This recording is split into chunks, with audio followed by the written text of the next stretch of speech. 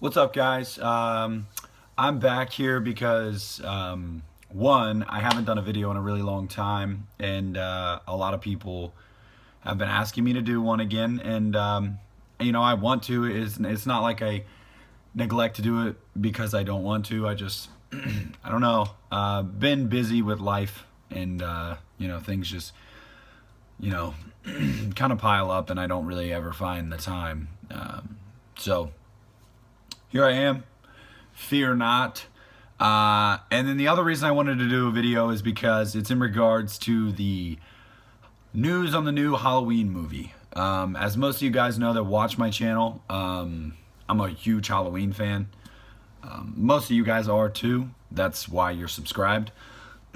So I want to talk about that, give my thoughts and, opinions and whatnot, and go from there. So first of all, it was announced in May of last year that John Carpenter was teaming up with Blumhouse, who had just gotten the rights to the franchise, to make a new Halloween movie.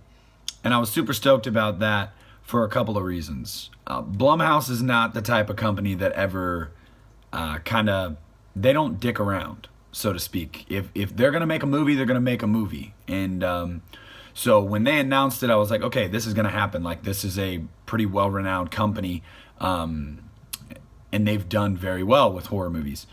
And two, a lot of their horror movies have been really good. There's obviously a couple misses. You're never going to have just a whole lot by a company just be incredible and unlike anything you've ever seen.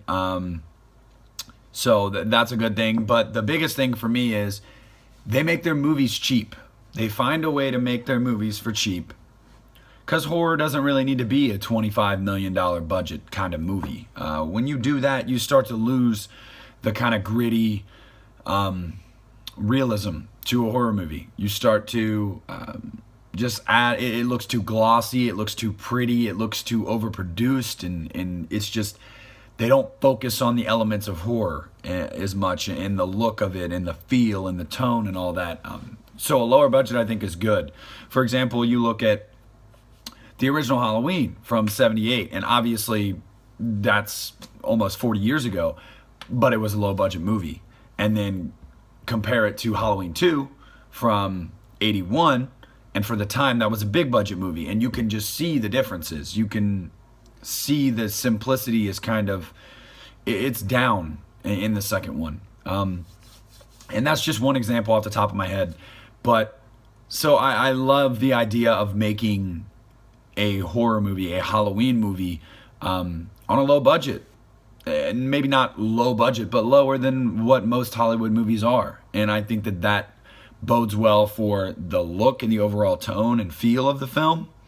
And also bodes incredibly well for the box office numbers. Because if the budget's $5 million, which is probably a good range, 5 to 10 million is what I'm expecting this movie's going to be, and it makes 40 or 50 million at the box office, I mean, come on, that's a huge profit because of what you paid to make it. So, like Rob Zombie's Halloween 2 was a $15 million budget, and it made 39, almost 40, about 40 million worldwide.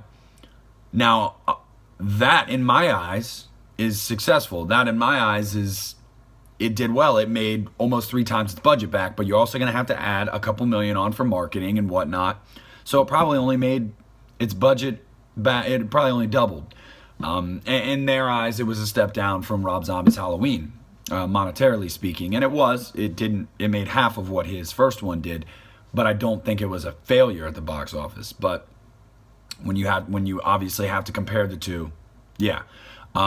So if you're making a movie for $5-10 million less than that, and you make $40 to $50 million, I mean, you can almost guarantee that the franchise isn't going to die on this next movie. So that's one thing that's awesome for me, because by the time this movie comes out, we will have waited 9 years, the longest period of time for a Halloween movie, between Halloween movies ever. And aside from like BC to 1978, can't imagine what it was like to wait for Halloween.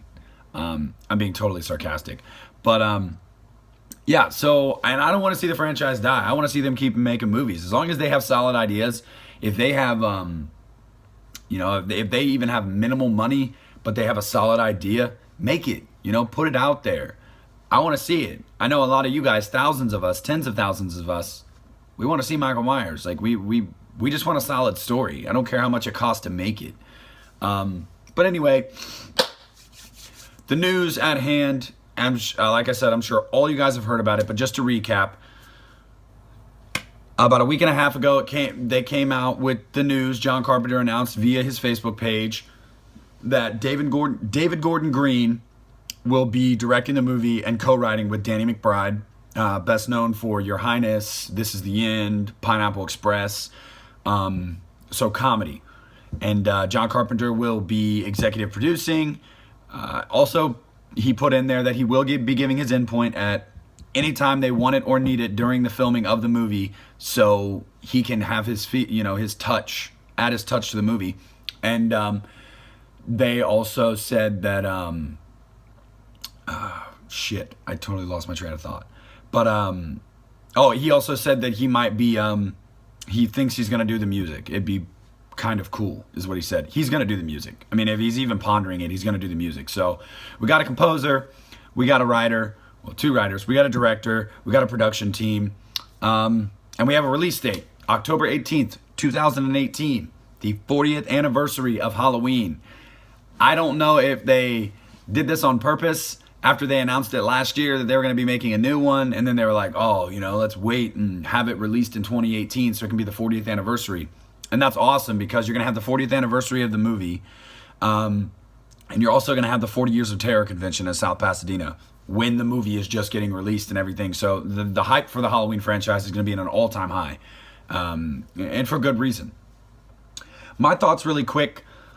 I'm not necessarily worried at all. A lot of people are saying they're not worried because John Carpenter is attached. That's not why I'm not worried. I'm not worried because I don't think because Danny McBride and David Gordon Green have done comedy means that they can't branch out and do something. I mean, look at Get Out. I haven't seen Get Out. I didn't really have any interest in seeing it, just because it didn't look bad. I just wasn't like, oh my God, I have to see Get Out. It's got 100% on Rotten Tomatoes. It made a killing at the box office. It made a killing with the reviews. And that's Jordan Peele, his directorial debut, known as a skit comedy guy for his life, makes a horror movie, and it's critically acclaimed. I mean, come on.